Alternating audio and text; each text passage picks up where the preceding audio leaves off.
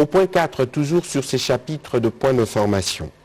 Intervenant dans ces cadres, le vice-premier ministre, ministre de la fonction publique, modernisation de l'administration et innovation du service public, a livré au Conseil des ministres des informations portant sur le point ci-après. 1. La maîtrise des effectifs et la masse salariale. 2. Le mouvement du personnel au sein de l'administration publique. 3. La modernisation de l'administration publique. 4. Les rajeunissements et la mise à la retraite.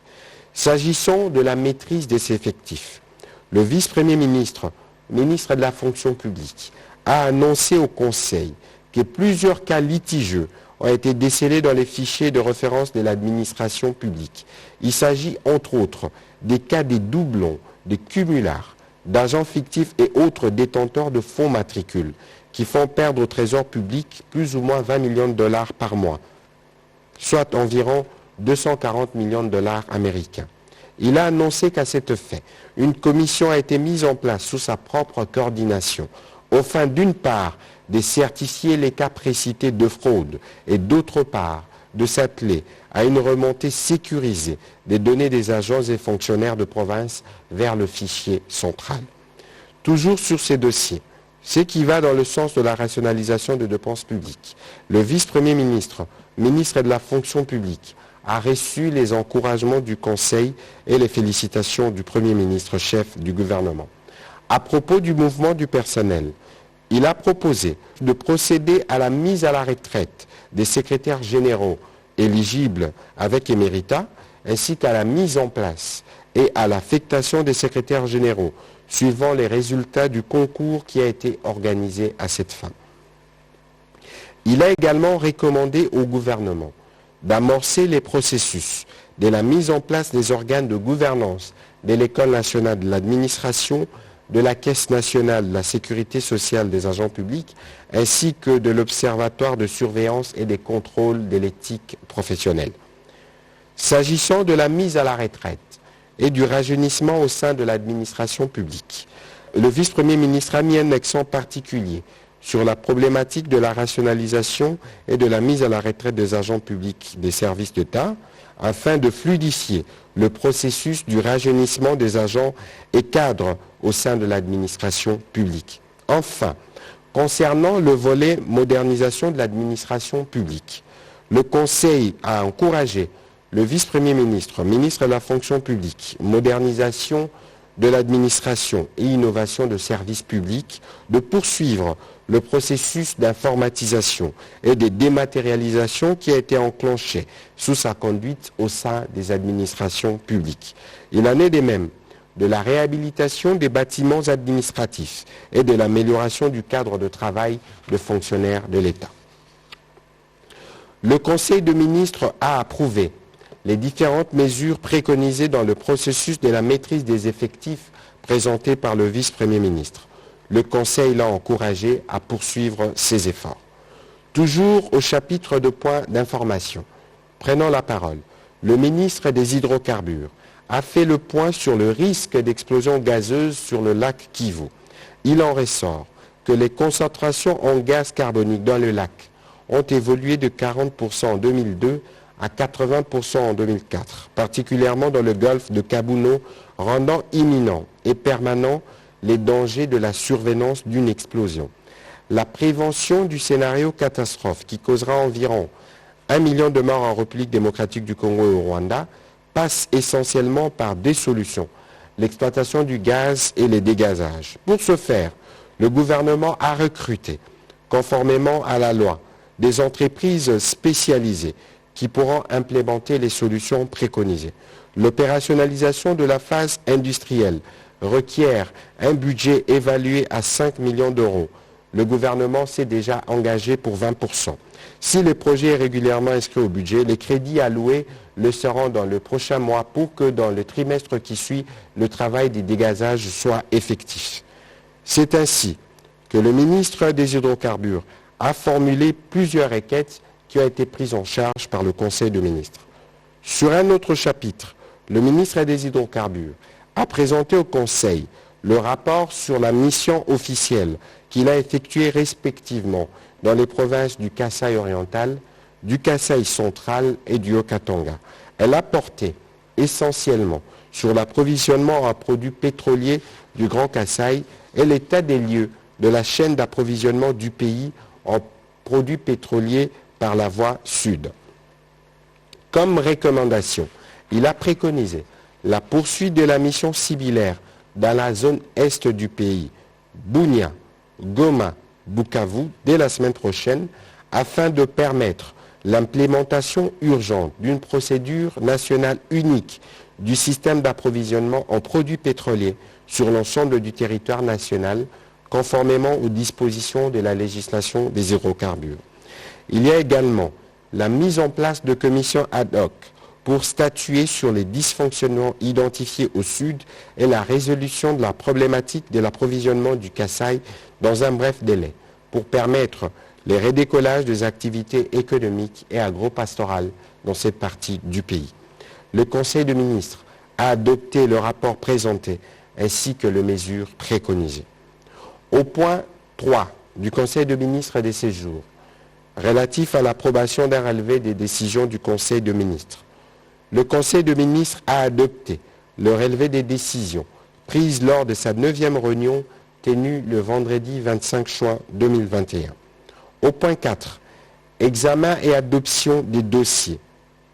Nouvelle feuille de route de réforme gouvernementale sur la réforme du climat des affaires. Faisons suite aux recommandations du président de la République, formulées à l'occasion de la 8e réunion du Conseil de ministres qu'il a présidée depuis Bunia en Ituri, relative à l'amélioration du climat des affaires. Le ministre d'État, ministre du Plan, a présenté aux membres du gouvernement la nouvelle feuille de route des réformes gouvernementales sur l'amélioration du climat des affaires en République démocratique du Congo. Elle est issue de la retraite du groupe thématique des 57 experts sectoriels sur le climat des affaires qui a eu lieu du 19 au 24 avril 2021 à Kisantu dans le Congo central. De sa configuration, l'actuelle feuille de route compte 69 réformes telles qu'adoptées par la Commission économico-financière du gouvernement. Il s'agit notamment, pour ce qui concerne la matrice de réforme Doing Business à court terme, 6 mois à l'année, 12 réformes. Matrice de réforme Doing Business à moyen et long terme, 23 réformes. Et matrice de réforme sur l'environnement général des affaires, 34 réformes, 17 recommandations et 5 mesures urgentes ont été proposées au gouvernement. Pour chacune de ces réformes phares inscrites, les indicateurs sont retenus. Après leur validation, elles seront transformées en assignations pour le ministre réformateur sous forme d'une matrice assortie d'un chronogramme précis pour une meilleure appropriation et un suivi adéquat de leur mise en œuvre.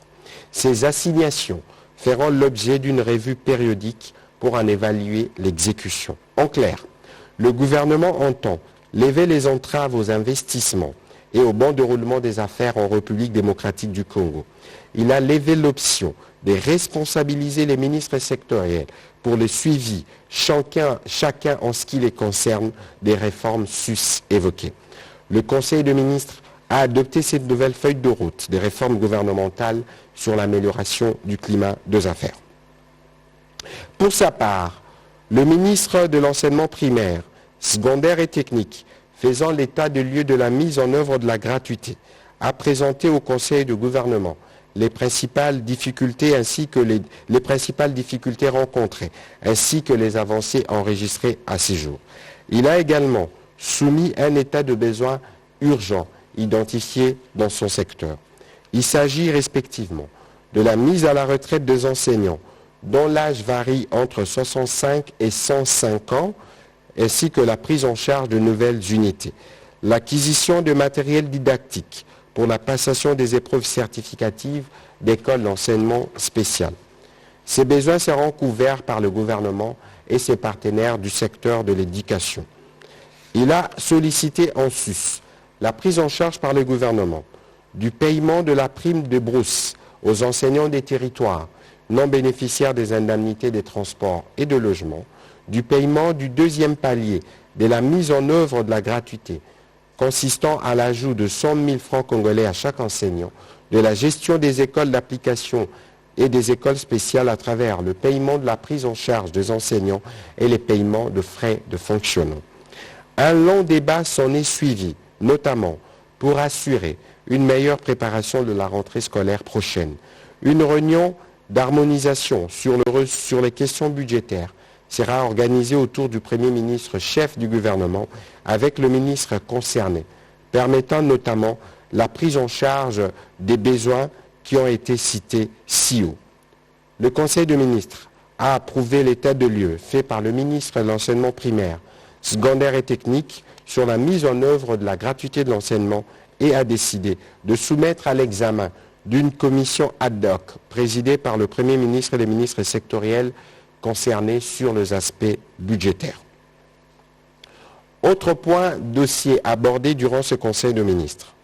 Le ministre des Finances a fait état de la situation globale de la trésorerie durant le premier semestre 2021.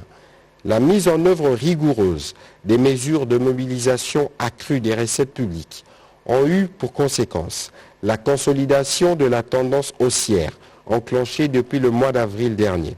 En effet, il a démontré, chiffre à l'appui, que du 1er au 30 juin dernier, les recettes mobilisées par les régies financières ont été de l'ordre de 938,5 milliards de francs congolais, soit 129% par rapport aux prévisions, évaluées à 795,3 milliards de francs congolais.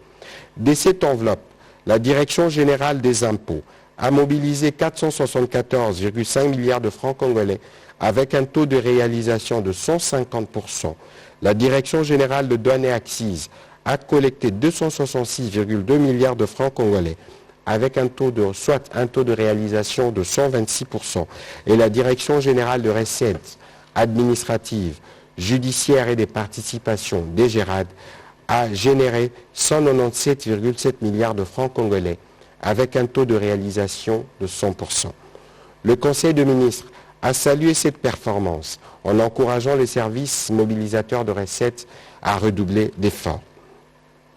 Pour clore son propos, le ministre des Finances a tenu à informer le Conseil de la tenue prochaine du Conseil d'administration du Fonds monétaire international qui sanctionnera les discussions qui ont eu lieu il y a quelques mois entre les experts du Fonds monétaire international et le gouvernement congolais et pour lequel la République démocratique du Congo a déjà rempli tous les critères quantitatifs. Ce conseil se tiendra le 15 juillet prochain à Washington. Commencé à 15h20, la réunion du Conseil des ministres a pris fin à 19h48. Je vous remercie.